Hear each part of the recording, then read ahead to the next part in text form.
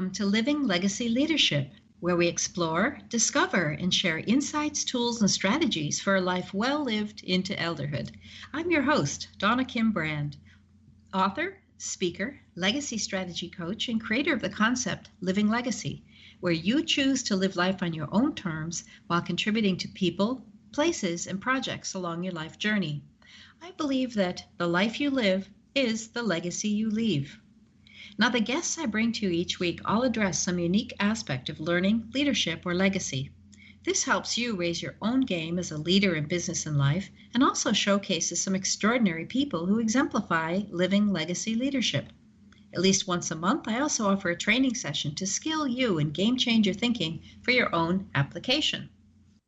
So get your notebook ready or sharpen up your memory by tuning in your attention, and we'll dive right in.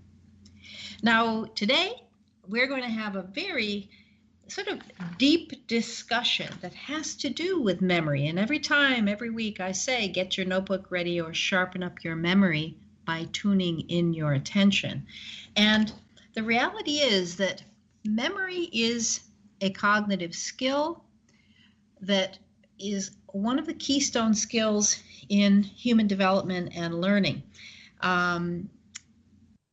The thing is with memory is you can actually improve your memory by at least 50% simply by paying attention. And yet we live in a world, as we said in our show a week or two ago, that people have lost the ability to focus and concentrate. We're in the most fragmented, frazzled, interrupted, fragmented time of attention disorder, lack of attention in human history. So today we're actually going to look at a book written by David Rieff. I believe that's how you spell his or pronounce his last name. It's R-E-R-I-E-F-F, David Rieff. It's called In Praise of Forgetting, Historical Memory and Its Ironies. So looking at this, it's first applied to history in a larger sense. And I'm going to take some extracts from the book. And some of them are a little bit heavy duty. He is a journalist and a historian, and he uses very dense language, which I will share with you. But in the end, too, I want you to think about what it is you remember from your past and what you have forgotten or wish you could forget, or want to forget, or think you should forget in your future. And the question that he asks is it more moral to remember or to forget? So, looking at In Praise of Forgetting by David Rieff, the conventional wisdom about historical memory is summed up in George Santayana's celebrated phrase, quote, "Those who cannot remember the past are condemned to repeat it," unquote. Now today the consensus is that it is moral to remember and immoral to forget. It's nearly an absolute. And yet, is this right? David Rieff, who's an independent journalist and a writer who's reported on things like bloody conflicts in Africa, the Balkans, and Central Asia, insists that things are not so simple. He poses hard questions about whether remembrance ever truly has, or indeed ever could, inoculate the present against repeating the crimes of the past. It's more often like inculcate the crimes of the past. He argues that rubbing raw historical wounds, whether self-inflicted or imposed by outside forces, neither remedies injustice nor confers reconciliation. If he's right, then historical memory is not a moral imperative, but rather a moral option, sometimes called for, sometimes not. Collective remembrance can be toxic. Sometimes, Rieff concludes, it might be more moral to forget. And, you know, the subtitle of In Praise of Forgetting is Historical Memory and Its Ironies.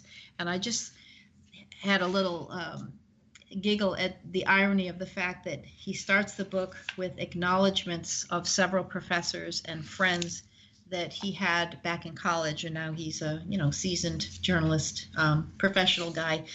But these are professors and friends he maintains relationships with over the years. So in his case, even though he's ultimately advocating that sometimes it's more moral to forget, he certainly is remembering his friends and his professors that made a big impact on him. So I thought that was kind of cool. Anyway, there's a poet named Lawrence Binyon who wrote a poem called For the Fallen. It was first published in the London Times on September 21st, 1914, 6 weeks after the Great War, that's World War I, had begun. It's sometimes suggested that Binyon wrote the poem in despair over how many had already died and how many more were being condemned to the same fate, but there is no such basis for that. He couldn't have known that because it wasn't till the end of the First Battle of Ypres 2 months later, an engagement at which the majority of Britain's pre-war professional army was killed or wounded, that people at home began to realize just how terrible a toll the war promised to extract. In reality, For the Fallen is a classic patriotic poem, far closer in spirit to Horace, who said, "It is sweet and fitting to die for one's country," as opposed to Wilfred Owen, who's another British soldier poet, who called it the old lie, that dying for your country is a great and glorious thing. Anyway, For the Fallen remains the quasi-official poem of remembrance, without which virtually no memorial ceremony for the dead of both World War I and World War II in Britain, Canada, Australia, New Zealand, and the rest of the Commonwealth is considered complete. Now, its fourth and best-known stanza reads, "They shall grow not old, as we that are left grow old. Age shall not weary them, nor the years condemn. At the going down of the sun and in the morning, we will remember them." So that's about remembering. In fact, For the Fallen is now known as, they now call it the Ode of Remembrance.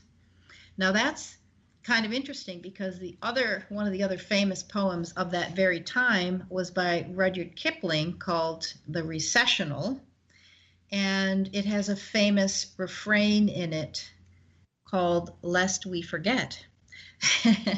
It's a big contrast.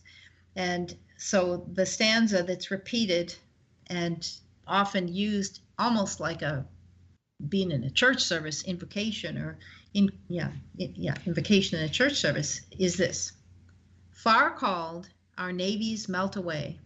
On dune and headland sinks the fire. Lo, all our pomp of yesterday is one with Nineveh and Tyre. Judge of the nations, spare us yet, lest we forget, lest we forget." And, lest we forget is a mournful acknowledgement that, in fact, forgetting is inevitable, both on our own part as individuals and with regard to us after we're gone. Now, implicit in Kipling's line is a far more terrifying one than lest we forget, and that is when we forget, assuming it's actually going to happen. Now, Ecclesiastes from the Bible in Book 1, verse 11 says, "There is no remembrance of former things, neither shall there be any remembrance of later things that are to come with those that come after." And so it's an unflinching meditation on the ephemeral nature of even the most monumental creations and martial accomplishments of human beings and societies to which they have belonged. Now, deep down, we all know this to be true. However difficult it is to imagine how we could live our daily lives with even a bare minimum of serenity or success without at least acting as if we believed otherwise. For to fully make Ecclesiastes 1:11 our true north would be to live as if we were already dead. And, except for a few saints and mystics, and surely their capacities in this regard are inseparable from their disengagement with the world, we can't do it. La Rochefoucauld said, "No man can stare for long at death or the sun, nor, even if it were possible, is there any moral or ethical imperative for our doing so." It's probably true that were we to imagine those of our loved ones, whom we will survive only as dust, we might be more loving, more forgiving, more willing to put their wishes and desires before our own. But to do this, we'd have to be able to live our lives as if we'd already experienced the whole of them, which is a contradiction in terms. For as Kierkegaard said, life must be lived forward, but can only be understood backward. Perhaps it's a consolation enough that if we can believe, even while acknowledging that history has no intrinsic meaning, that it still possesses another kind of meaning, one derived from the way human beings order their experience of it and their aspirations for how it might be better ordered in the present and in the future, thus infusing it with significance and, of course, passing it along to their posterity. But how to reconcile ourselves to the reality that even such constructed meanings are mortal, and take on board the fact that sooner or later the past will recede in importance before it is lost entirely. For here, the personal oblivion we call death and the societal oblivion we call forgetting are two sides of the same coin. We hardly need a profound insight into human nature to understand that to remain productive and possibly even to stay entirely sane, we human beings need to behave as if the era in which we are fated to live and die, and after we've been extinguished forever, would be recognizable to us if we were to be resurrected at some point far off in the future. So as Carolyn E. Janney puts it in a remarkable book called Remembering the Civil War, Reunion and the Limits of Reconciliation, she said, as early as 1865, the veterans and civilians who survived the 4 bloody years of war were acutely aware that people were actively shaping what should be remembered and omitted from the historical record. What individuals and communities elected to tell of the war held enormous potential for staking claims of authority and power. When a war ends with a crushing victory by one side, as that one, meaning the Civil War, U.S. Civil War, certainly did, the victory confers the power unilaterally to shape the collective memory of the conflict, a power that the victors nearly always exercise, as the American, British, French, and Russian occupiers did in post-World War II Germany, and the Tutsi-led Rwandan Patriotic Front did in post-genocide Rwanda. Historically, it is only when there's no clear winner on both sides that both sides may be able to sustain their own incompatible memories. Interesting. So what this author talks about is the distinction between history, meaning factual history, things that actually happened, reported history, which when it's repeated over time in a society or a culture becomes almost myth. And then as it's passed down through the generations, it's inculcated in a sense as history when in fact it's embellished myth. So it turns out that it's actually quite easy for nations or groups to revise and rewrite their collective memories, since memory only seeks to rescue the past in order to serve the present and the future. So does that mean everything we're learning in school all these years is revisionist history? Probably. Our understanding of memory as a social construct goes back to the 1920s when psychologists were interested in the construction of memories and remembering. Collective consciousness applies to memory, results in collective memory, memories that in turn mold social groups, generations, and nations, and constitute identity. So at the same time that they reconstruct it, they also deform it. So they're twisting, they meaning we at any later point in history from when something actually happened, twist it to have it make sense in our current context or for our current uses, very often which are political. The more difficult cases are those in which a particular set